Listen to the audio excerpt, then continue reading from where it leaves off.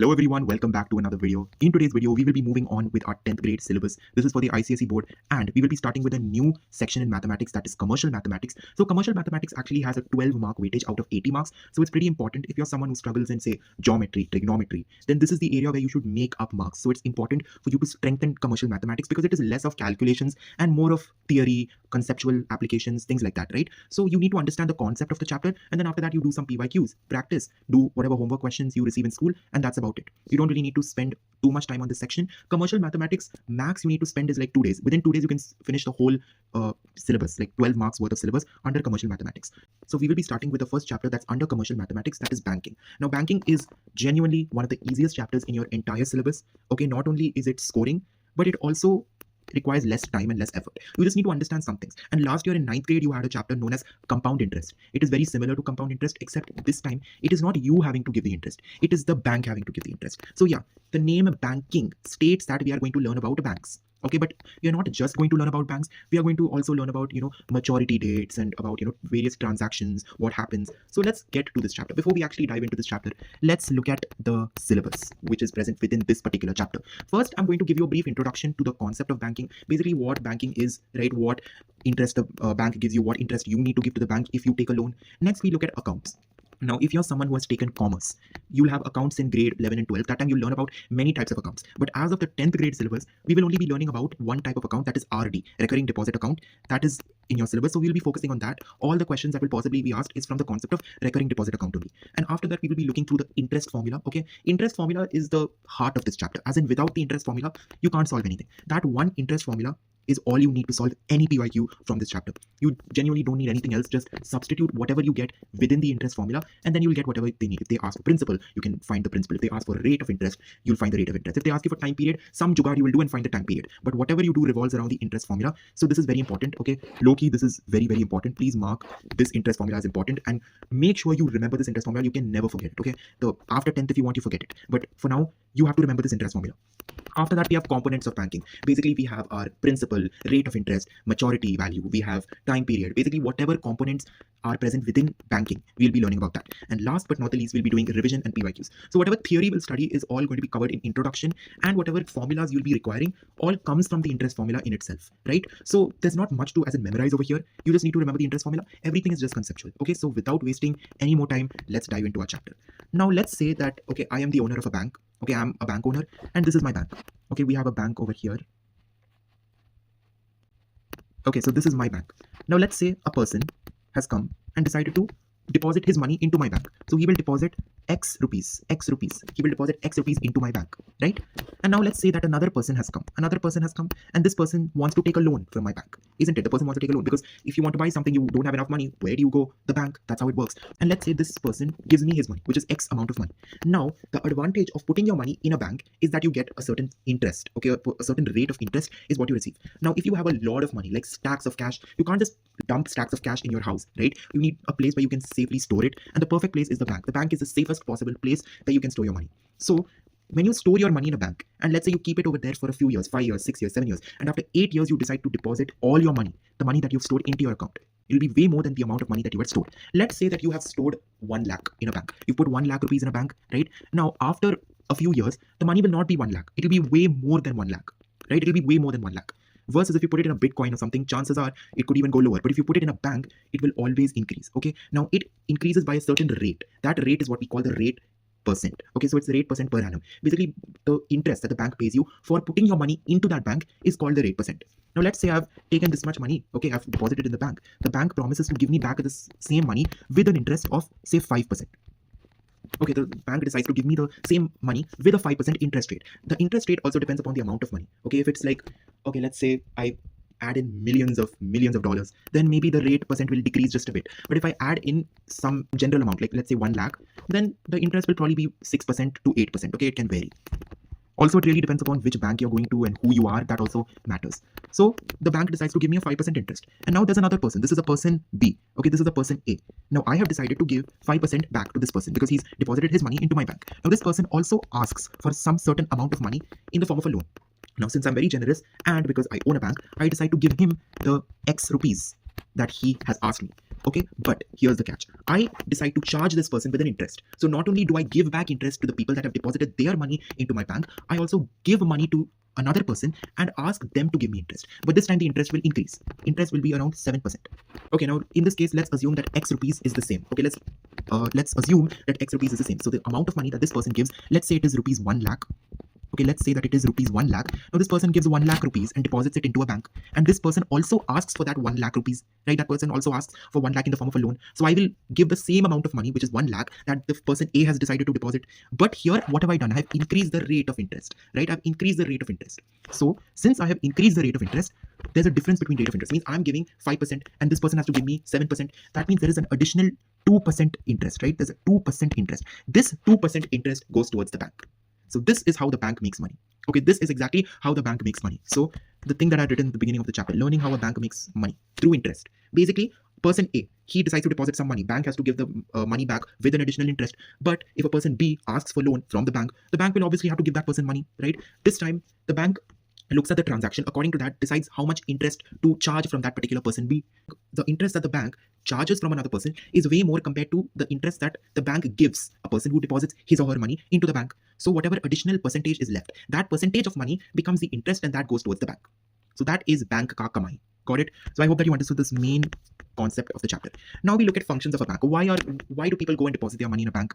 Here are 3 reasons. First, receive and safeguard money from depositors. So not only does it ensure that your money is safe, but it also promises to give you some interest, right? So it basically gives you a 100% guarantee that your money is in safe hands. There is no place safer to deposit your money than a bank, right? So if you just keep stacks of cash in your house, you can possibly get robbed, but it is impossible to rob a bank, literally, although it has happened before. Second thing is lending money on demand. So the bank also gives people money in the form of loans. Let's say I want to go buy a Ferrari, okay, and I have deposited 50 lakhs into my account. But that 50 lakhs is not enough to buy a Ferrari. I will take that 50 lakhs, plus I'll get some interest that the bank has promised me, right? So maybe after interest, my money becomes 62 lakhs after years of putting it in the bank. But that is still not enough to buy a Ferrari. I'll need 5 crore to buy a Ferrari. So what will I do? I'll take some additional loans from the bank. So the bank will give me some loan. That is another characteristic, another feature, another function of the bank to lend money on demand. Second function that is done. Third function, provide job opportunities and interests. Providing job opportunities to some people. Some people will work as a chai wala in the bank. Some person will work as, an evaluator. Some bank is a huge thing, okay? In every city, there is a bank present. Every city, there is a bank present. So there's many job opportunities also. Bank will hire many people. That is another function. Other than that, providing interest. This is the important thing. This is what we will learn in our chapter. That the bank provides interest to the depositors who have deposited their money with, the expectation that, their money will be safe. So because of that, the bank automatically has to provide an interest to the depositors. Got it? So this is, I would say, the third or fourth function of the bank. So these are functions of a bank. This isn't really that important. I'm just telling you this right now. So now let's move on to the main thing in our chapter. That is types of accounts. Now, as I told you, if you take commerce, economics, accounts, in that you learn about some 15 different types of accounts. But the most, I would say, popular type of account is a recurring deposit account, or it is called an RD account. Now, don't think of it as recurring deposit if you don't remember that word. Think of it as repeated deposit account. Repeated deposit. What is the meaning of the word repeated? Basically, something keeps getting repeated after many intervals. So what is being repeated? The amount of interest that is being paid by the bank for depositing your money. That is a recurring deposit account.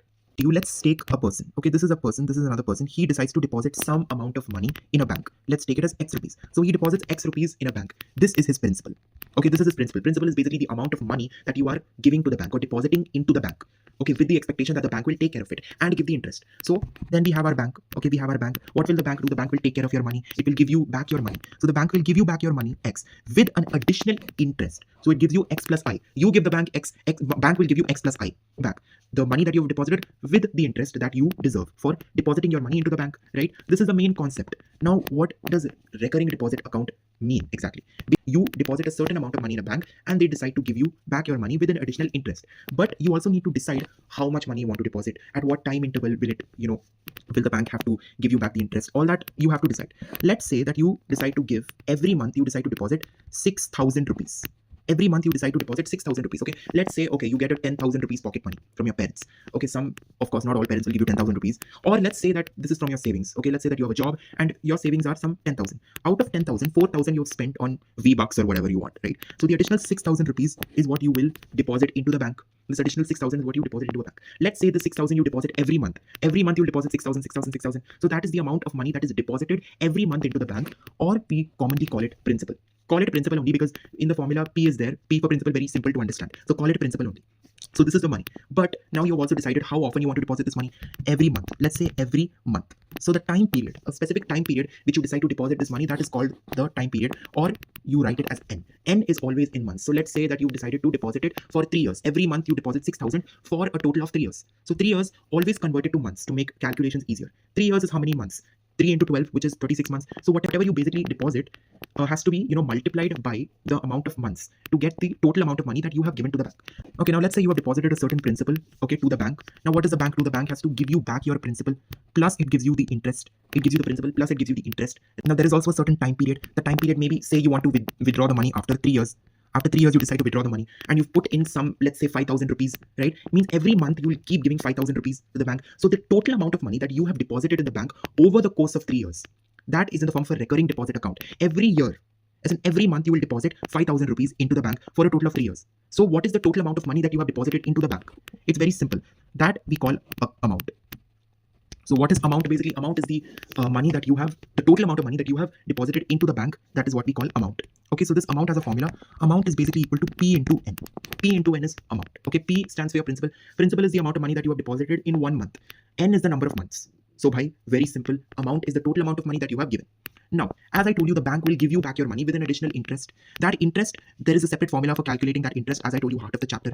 But one thing, though, I didn't tell you that the bank, okay, after 3 years is the quota. The bank decides to give you back your money, or you decide to withdraw your money after 3 years, right? That particular date, let's say after 3 years, I decide to withdraw my money on 26th May. That becomes my date of maturity. So the maturity date is basically the date where I decide to withdraw the money with the interest that I have gained through the course of 3 years.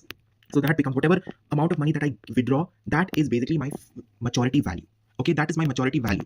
So I'll walk you through it again. It is a bit difficult to understand at first, but trust me, it'll get easier. Just understand this once, okay? Maturity value is basically the money returned by the bank with interest after a particular time period. So if I've deposited X rupees every month for a course of 3 years, amount though is what? Amount is P into N. So that is whatever amount of money that I've put, that too I'll obviously get with the interest. Add the amount to the interest, that becomes my maturity value.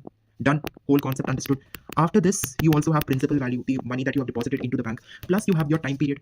Time period also is there for how long do you want to, deposit the money, and after how much do you want to set the maturity date. This time period though has to be decided, right? And then finally we come to interest and rate.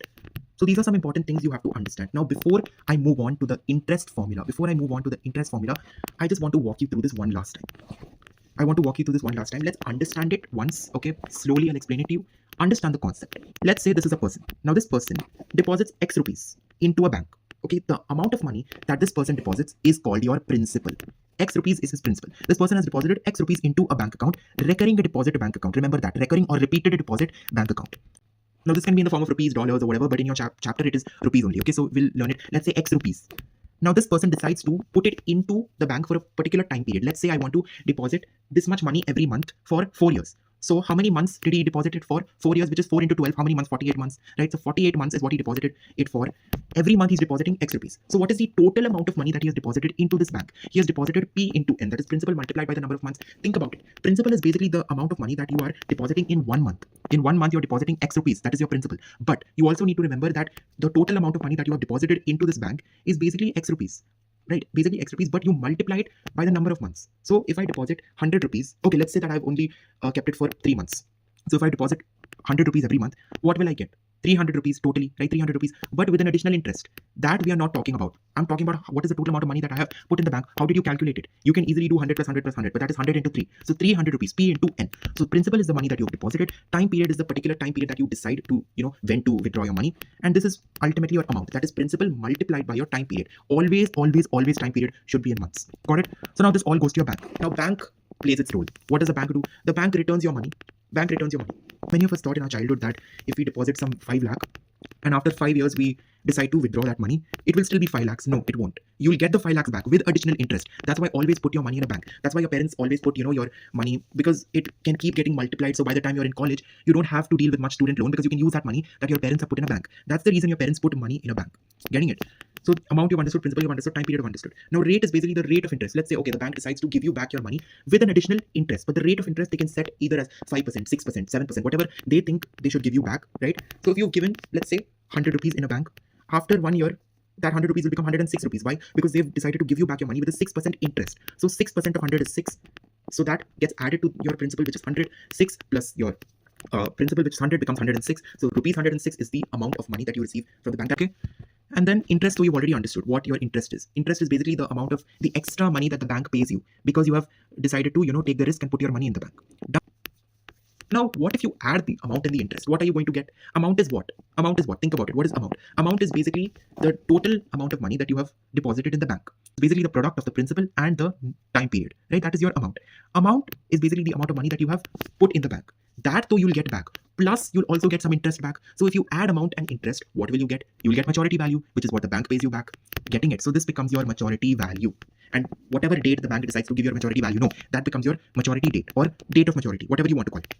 Although I don't think that's going to be tested. Okay. So from this, we can conclude that there is a new formula: maturity value minus amount is equal to interest.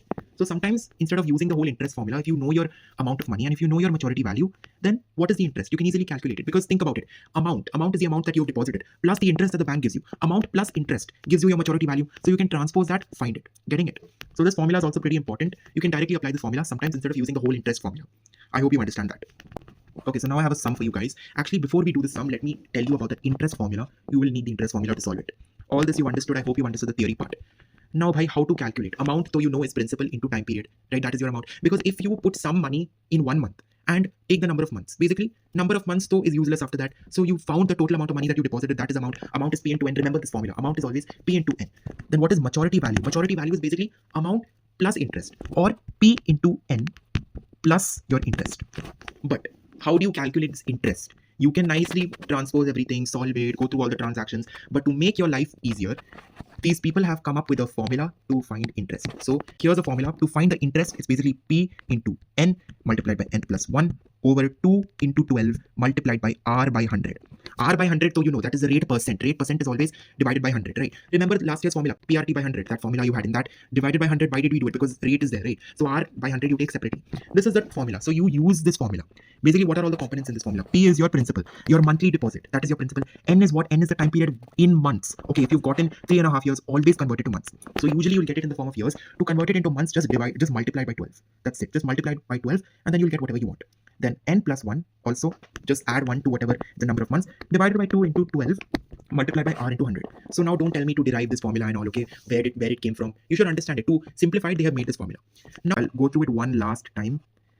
You are a person, okay, you are depositing a certain amount of money. That amount that you are depositing into the bank, that is your principal. But here's the catch: you're depositing it every month, okay, every month. So that means you have to establish a certain time period. That time period, let's say it's 4 years, convert it into months. 4 into 12, which is how much? 4 into 12 is 48. 48 months, that becomes your time period. So what is the total amount of money that you put in the account? Multiply the principal with the time period. So that becomes P into N, which is whatever, right? Based on the amount of money that you've entered, which is your principal. So then you get your amount. That way you get your amount, right? And then the bank has to pay you back. So the bank gives you the amount, plus it also gives you the interest back, right? And how is the interest calculated? With the form of the rate percent. Okay, so whatever, let's say they give you 5% interest, whatever is the amount, take the interest of that, add it to the amount, that gives you your final maturity value. Okay, now here's one last thing I want to clear. If they say in the question, okay, what is the total amount of money that the bank gives you back? That means the word amount is there, but that doesn't mean that is the amount deposited. Okay, just because the word amount is there. Amount is basically maturity value over here. But if they say, okay, amount of money that you have deposited is this much, then that is the amount that I told you. So these are all the components of banking. I hope that you understood. Now we can aram se do this question, because you know the banking formula. Also banking formula, just memorize it. It's very easy to memorize. Now what is there over here? Tung Sahur has deposited 5,000 rupees in a recurring deposit account for what is the time period in this case? 3.5 years, with a rate of 8% per annum. Find number 1 the interest, number 2 the maturity value. Very, very simple. Just use whatever I've told you. First, you jot down the data. What is the amount of money that is deposited every month? That becomes your principal. Principal has been given here as 5,000 rupees. Then we've been given the time period. Time period you always take as N. N, which is equal to 3.5 multiplied by 12. How much is that? 3 into 12 is 36 plus 6. That becomes 42. So N is equal to 42 months, right? And then we have been given rate. Rate percent is how much in this case? 8%. Okay, now this is the basics that you know. Now, what is maturity value? As I told you, maturity value is amount plus interest. So what is amount? Amount is P into N. So we have to first find amount. See, think about it. It's very simple. You will get it after a while. I think you would have gotten it by now. But if you still didn't get it, keep doing it. Automatically, you will understand it. Amount is basically P into N. So 42 multiplied by principal. That is 5,000. Okay, multiply this 42 into 5. That is 2,10,000 rupees. 2,10,000 rupees is what? The amount of money that Tung Sahur has deposited into the recurring deposit bank, right? Now time to get the interest. Interest के लिए you have to use a formula, that is P into N multiplied by N plus 1 divided by 2 into 12 multiplied by R over 100. So put it within this formula and get your interest. Is 5,000 multiplied by N over here. N is how much? 42 into 43 divided by 2 into 12, right? Multiplied by R is what is the percent? 8 over 100. Okay, so now you solve it. Here 2 goes with what? 8 4 times, right? It goes here, 4 goes here 3 times because it is in the numerator. And over here divided by 3. So 3 goes with 42. How many times? 14 times, right? 700 into 43. 43 into 7 is how much? 100, 30100. So this becomes your interest. Interest amount in this case is how much? Some 2 lakhs, right? 2 lakhs 1,000. So 2,100,000 plus 30,100, 30100. 2,40,100 rupees. Okay, this much rupees is the maturity value, and interest, though we already calculated, some 30,100 rupees is the interest. Okay, this you'll have to just transpose your formula. Okay, sometimes they'll ask you to find the time period, sometimes they will ask you to find the rate. Whatever they ask you, just substitute in the formula, you'll get your answer. So this came in one of the high school final term papers. Mrs. Matthew opened a recurring deposit account in a certain bank and deposited rupees 640 per month for 4.5 years. Find the maturity value of this account if the bank pays interest at a rate 12% per year. Basically, maturity value we have to find. Maturity value is what? Amount plus interest. Amount is what? P into N, principal multiplied by number of months, that you know. So just jot down the data. Principal in this case is how much? Principal in this case is rupees 640. And then we've been given N. N is the number of months, which is how much? 4.5. 4.5 multiplied by 12. Always remember, N should be in months. 4.5 into 12 is 48 plus 6, which is 54. So 54 is the total number of months. P, N. And then what else we need to take? Rate. Rate is how much? 12%. 12% per annum. This we will save to substitute into the interest formula. Okay, this is the only purpose of rate in this whole chapter. So now you already should know that amount is what? Amount is basically P into N. Okay, P into N over here is what? 640 multiplied by 54, right? 640 multiplied by 54. So this becomes P into N. Find it. Okay, so if you actually solve this, it will be rupees 34,560. 34,560 rupees. So this becomes your amount. Now, as you know, what is your maturity value? Maturity value is amount plus interest. So amount we have. Now what we need to find? We need to find the interest. Interest in this case, just put the formula P into N multiplied by N plus 1 divided by 2 into 12 multiplied by R over 100. This formula is the heart of the chapter. You cannot forget it. With this formula, any question you can solve from this chapter. So now you just have to sub in the values. 640 multiplied by N. N over here is how much? 54. 54 into 55 divided by 2 into 12 multiplied by 12%. 12%. So 12 divided by 100. So from here you can see that 12 and 12 though directly cancel. 5 goes in 10 twice. 54 it goes 11 times. So 16. So 160 plus 16 is basically what we need to take, which is 176. 176 multiplied by 54. 9504 is your interest. Now what do you need to do? You need to find the maturity value. So 9504 is our interest, and we already found amount, which is 34,560. So 34560 plus 9504. 64 rupees, 44,064 becomes your final answer. Got it? So this becomes your maturity value. This is exactly what we have found. We've put the rate, we've put the time period. Basically, just use the formula, find interest, add the interest to the amount. How will you find the amount? P into N. Then add the both of them, get your final answer, which is the maturity value. Got it? All right.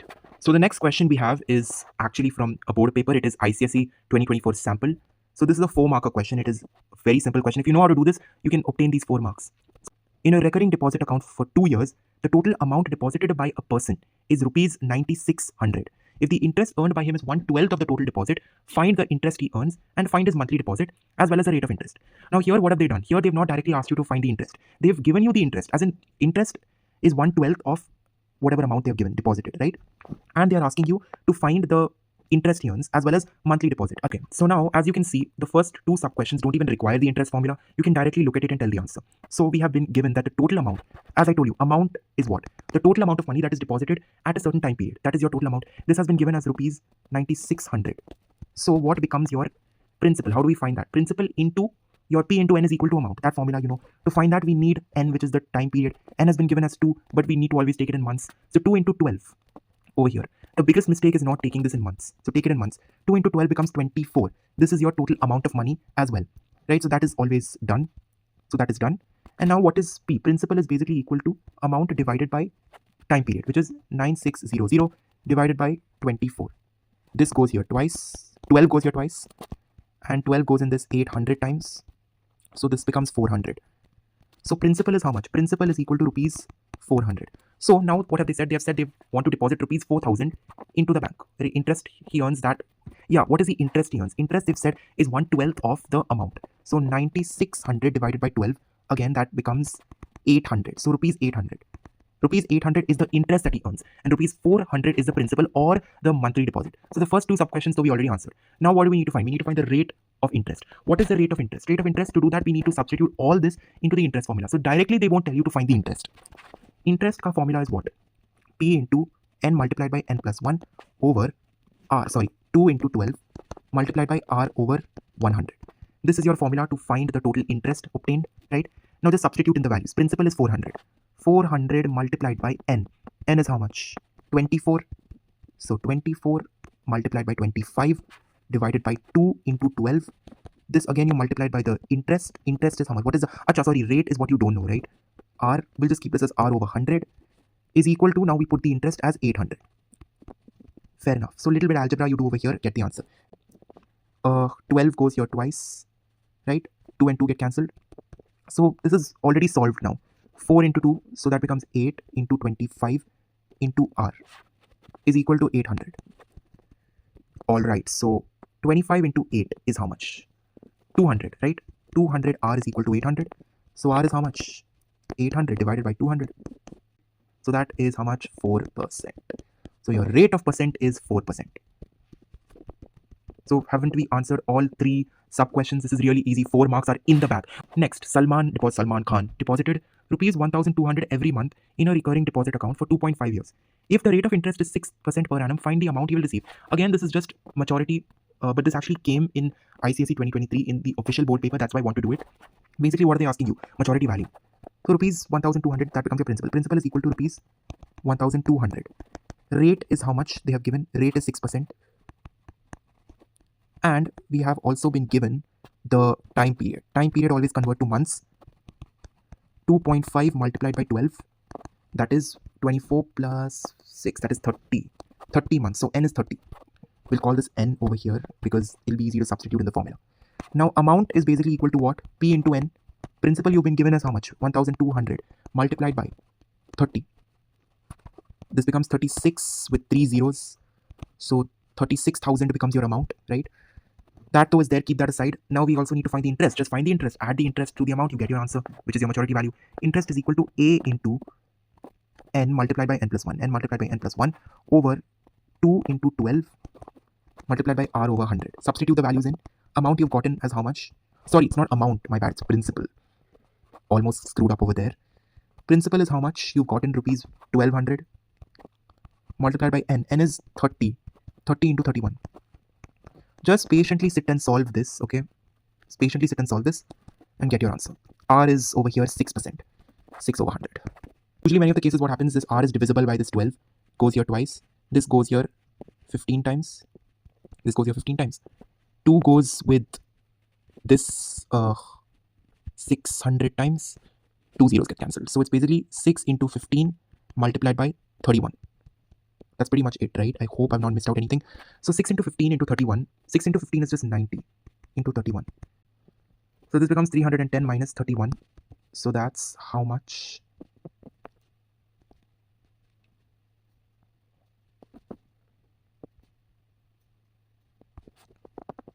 $279. So 279 with an additional 0. So 2790. This is your interest. 2,790 is your interest. And what you need to find is the maturity value. So add it to the amount. So 36,000 plus 2,790. 2,790. This is how much? 3,000. And this will be, okay, 38,790 rupees. This is the maturity value that the bank decides to pay to Salman Khan. So that's pretty much it with this chapter. I hope you've understood. One more thing I want to tell you. If they ever give you a sum where you need to find the time period, what you need to do is the same thing, but here there's n and n plus 1 and all. So what you need to do is you need to use that A is equal to P into N formula. Use that formula. Plus, you also need to use that other formula, which is amount plus interest is equal to maturity value. You need to use those two formulas. Plus, you also need to use that interest formula. And you need to kind of form a quadratic equation. Finding the quadratic equation, N is the variable over there. Either by general splitting term method or quadratic formula, you use one of them and get the value of N. So that's a bit complicated. I don't think that will come. But a question like that was there in ML Agarwal, RS Agarwal, and even in Selena. So I think chances are that can come in ICSE. So I hope that you understood this chapter, and we'll meet again in another video. Till then, goodbye.